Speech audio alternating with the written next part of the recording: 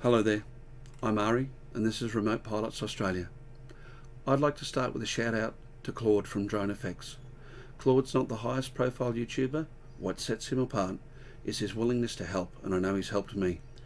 He's a certified Part 107 in the United States, so if you'd like some advice on droning or just a cozy chat, check out if his channel's online. It's Drone Effects with Claude. You can search for him or you can click on the link below. During the course of this intro, you'll see me refer to my notes. I hope you'll forgive that. It's a little bit much for me to remember, and frankly at my age I can't spare the brain cells. I'll give you some background. In March 1942, the 32nd Infantry Division, known as the Red Arrows, sailed from San Francisco. They arrived in Australia on the 22nd of April 1942. Initially they trained at Camp Adelaide, which is in South Australia. In July of 1942, the 129th Infantry and the 120th Field Artillery units of the 32nd left Adelaide for a new camp, initially called Camp Tamborine, adjacent to Tamborine Mountain near Logan Village, south of Brisbane, about 15 miles south of me. Most of the personnel were transferred overland by rail. Others, however, went in 5 Liberty ships. 3 days after setting sail, one of them was torpedoed off the coast of New South Wales. The only casualty was 25-year-old Sergeant Gerald O. Cable. He was with the service company of the 126th Infantry. He was from Michigan, and when the 32nd moved into Camp Tamborine, they renamed it in his honour. And it's to him and all of the Allied servicemen who died in the South Pacific Theatre that I'd like to dedicate this video. The camp itself had a 1,000-yard small arms range, a grenade range, mortar training area, anti-tank training area, field and mobile artillery, 1,000-person outdoor moving pictures cinema, more facilities than I can list.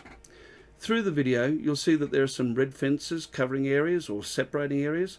They are either of historical significance or they have a high saturation of unexploded ordnance. Although there's no structures left on the surface other than some concrete slabs, if you look through the video there is a myriad of outlines of concrete slabs and buildings which were either barracks, showers, kitchens, stores and other facilities, and you'll see many earthworks which were the backstops for the rifle ranges and other training areas. There were notable visitors there during the war. Douglas MacArthur, Eleanor Roosevelt visited on the 9th of September 1943. We also had a visit from the US Chemical Weapons Unit to train there, which I thought was against the Geneva Convention, Colonel Klink, but we won't worry about that. Now I've formatted this video as follows. For a start, I'll put in a map showing the layout of the camp and where it's situated in Australia. I'll give you some pictures of the camp memorial as it was in 1945 and as it is today. Then I'll move into a map of the camp and a zoomed in map which I depict with arrows on it where the next leg of the video will be. From there on in, I will play that clip, and after that I'll put any period or current photos that are available from my own archives or other sources, and any artifacts that were found near or under the flight path. After that, it's wash, lather, repeat until we reach the end. The majority of the artifacts pictured were discovered by myself or companions, and generally speaking, but not always, any ordnance you see pictured in situ, or being held by an idiot that looks remarkably like me, is generally there because I was called in to dispose of it. Do not try this at home. Or you may not have a home, or you may not have yourself. Okay? I've had training. I have no worries whatsoever. I get it right first time, every time, or it's not my problem anymore. Okay. This is pretty ambitious for my second only YouTube video, so please forgive any mistakes I'm making. Now this flight is, as always, conducted in accordance with CASR 101 and the subsections that are relevant. If I require for this or any other video any waivers or permissions, I will have pre-acquired them, and I strongly recommend that you fly in accordance with any rules and laws in your country or area. Okay, enough of me. We'll go into the video now, and I'll have a little chat with you on the way out.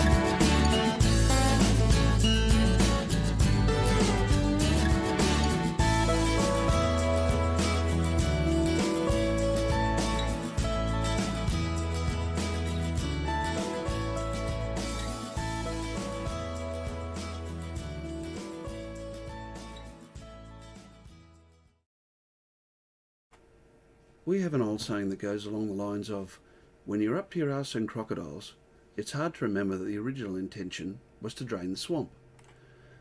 What I'm saying is, I didn't have a clue this was going to be this long when I put the intro on the beginning of it, or the outro on the end of it. So we'll take a break here. Bugger off, go get some popcorn and a drink, and join me shortly for part 2 of Faint Echoes of the Past.